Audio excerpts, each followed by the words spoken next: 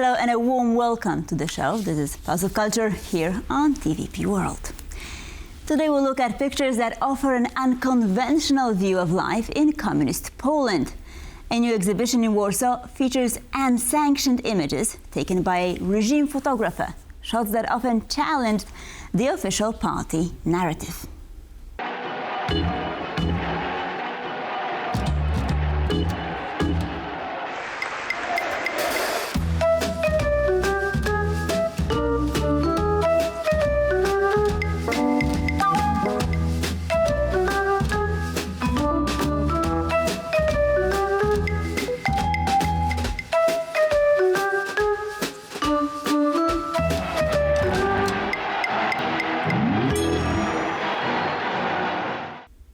The stunning photographs you just saw were taken by Romuald Broniarek. Well, he was a celebrated photographer in the 1950s and 1960s, known for portraying a cheerful vision of then communist Poland.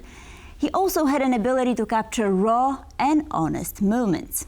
To uncover his story and the tales behind these powerful images, I'm joined here by Filip Niedenthal, the curator of the exhibition entitled In Passing, the Unknown Photographs of Romuald Broniarek at the History Meeting House in Warsaw.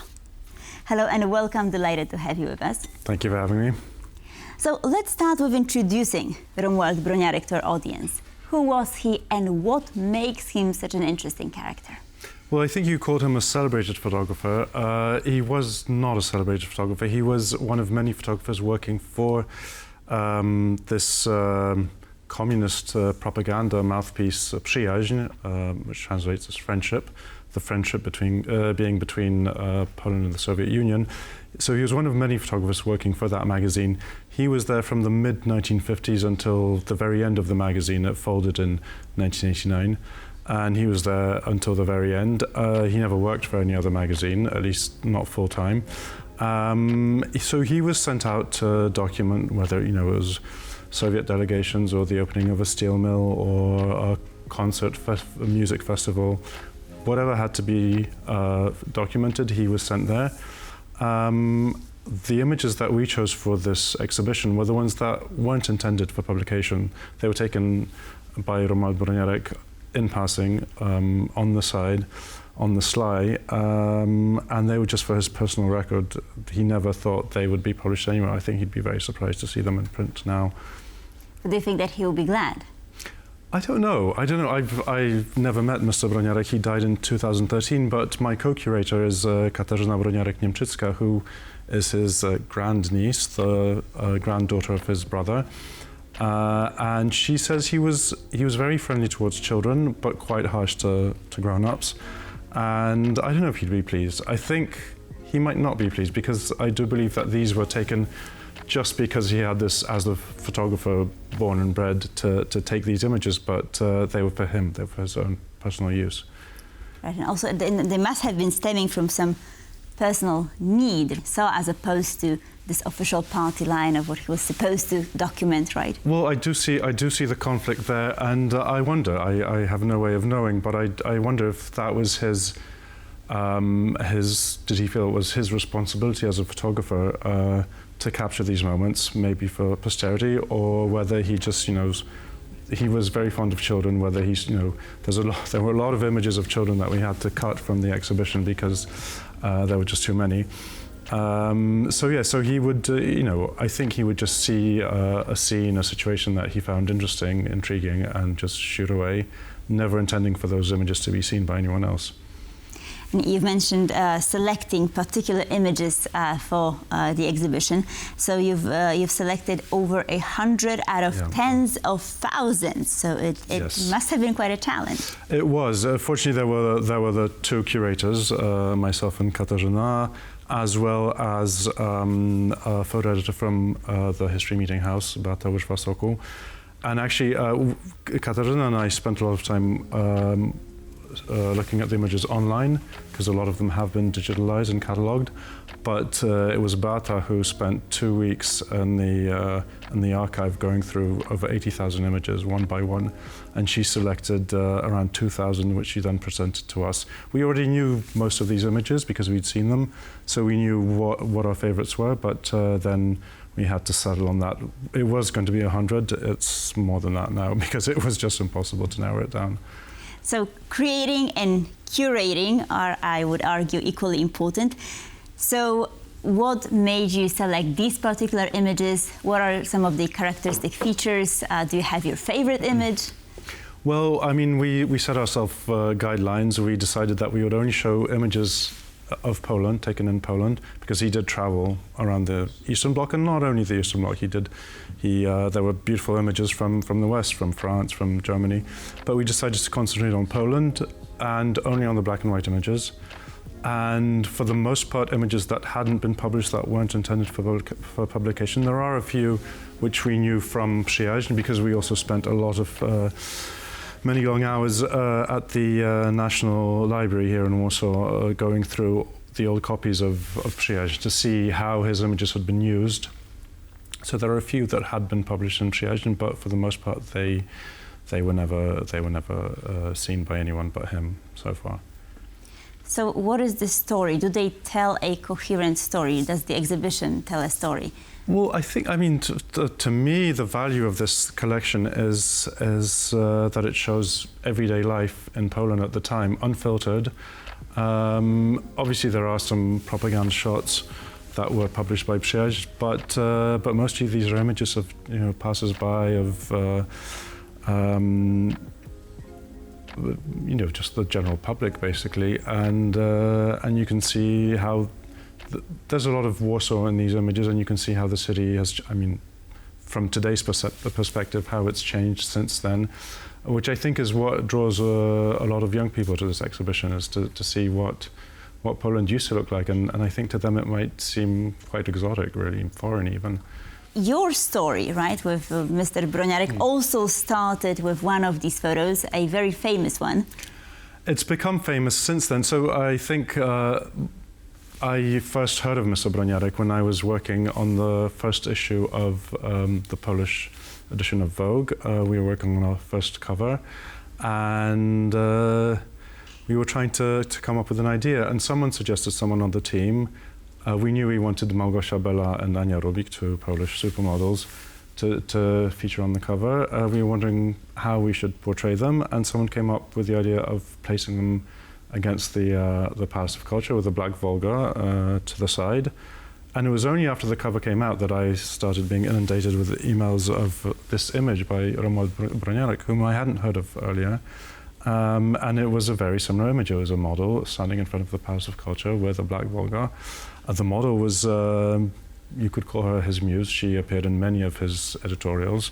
Jadwiga Smoczyńska, she was the runner-up in the Miss Warszawa pageant in 1958, I think. And so I was wondering what made this time, I mean, 1950s and 60s, for some reason, glamorous, at least to the modern audiences. What's the charm? Well, these images were intended to glamorize these particular images that this photo stems from. They were intended to portray Warsaw as a glamorous European capital city. That's that was the propaganda part. But there are other images that, I mean, Warsaw was quite new. It had just been rebuilt really in the 1950s.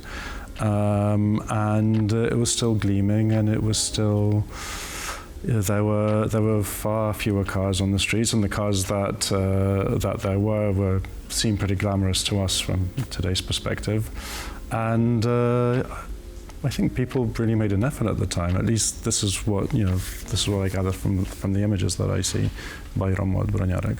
But you haven't answered my question as to your favorite photo from this collection. I have a few, and just as it was very difficult to pick 100, it's way more difficult to pick a favorite. I'm very fond of the image of the portrait that's on the cover of the book that accompanies the exhibition, also entitled "In Passing," and it's these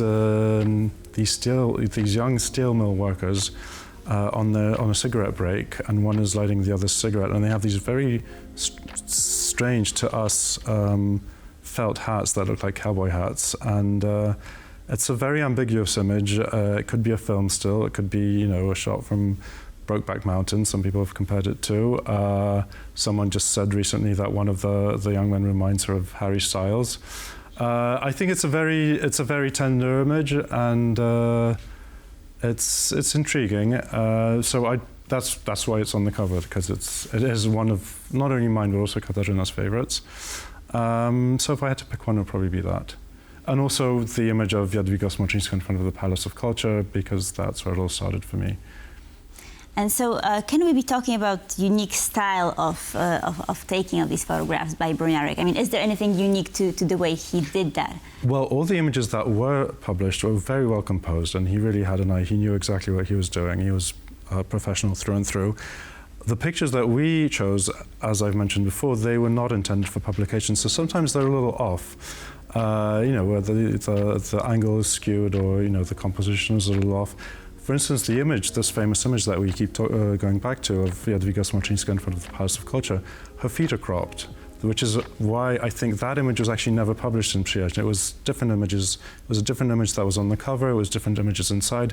That image was only because of the Vogue cover. It was rediscovered in an agency. But that image, I think he would be horrified if he saw people admiring that photo, because you can't see her feet. They've been cropped at the ankles. But he really, he was a professional. He knew exactly what he was doing. He was very good at composing these images. I hope we're not doing him a disservice by showing images that he probably wouldn't have wanted anyone to see. But for us, the value is just the document of everyday life from the 50s to the late 1980s. Being then and there in a moment, yes. I guess that's the charm. But I mean, when you were arranging these photos for the exhibition, is there some sort of a message that you're trying to convey? What's the key? What shall we be looking for when we're looking at these images? Well, I think that we were always looking for an element of surprise, and there's a lot of images like that where what seems quite straightforward, when you look closer, if there may be someone in the background or some situation that you weren't expecting. We weren't trying to falsify history. I think we all know what reality in Poland was like in the 1950s, 60s, 70s. I mean, these were different periods. There's a lot of seemingly happy people in these images. I assume that whatever the circumstances, people did find reasons to be happy, to dress well, as you can see in these images. We weren't trying to whitewash Mr. Broniarek's work or himself. He knew who he was working for. He was happy to do so. But I think the images speak for themselves, and we just wanted to save this archive and to bring it to a wider public. Absolutely. And were there any other options for artists at the time? I mean, did he have a choice, or did other artists have a choice if they wanted to be artists at the time? Well, that's the thing. I don't think he wanted to be an artist. He didn't consider himself an artist. He was a photographer. It was his passion. He wanted to work as a photographer, and he was willing to do whatever it takes to do that job, which he felt very strongly about. So he was offered this job at this magazine. It was a steady income, and it allowed him to do what he really wanted to do, which was to take pictures. So but I don't think he never considered himself an artist. But then I guess he must have had this, sort of inner voice prompting him to also take these original shots, right? Yes, but I don't think he saw it as art. I think it was this sense of duty as a documentarian, I guess. Were there any others that, other names that we should know? Or? No, I'll stick to Broniarek. Okay, so he was the best one. All right. Absolutely. Well, thank you so much. Thank you so much for being with us. Much appreciated. Thank you. And thank you for watching Pulse of Culture. Please stay tuned for more here on TVP World.